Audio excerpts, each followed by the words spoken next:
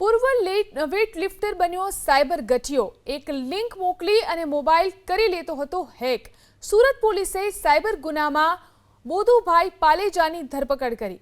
આરોપીએ ફરિયાદીને આરટીઓ ચલાન નામની APK file મોકલી અને મોબાઈલ હેક કરી અને બેંક ખાતામાંથી 70,379 રૂપિયા ટ્રાન્સફર કરી લીધા।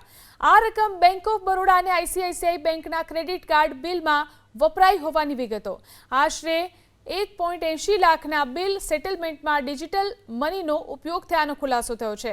ફરિયાદીએ તુરંત જ 1930 સાયબર હેલ્પલાઇન અને સાયબર ક્રાઇમ સેલમાં ફરિયાદ નોંધાવી, જેના આધારે પોલીસે જૂનાગઢથી આરોપીની ધરપકડ કરી છે।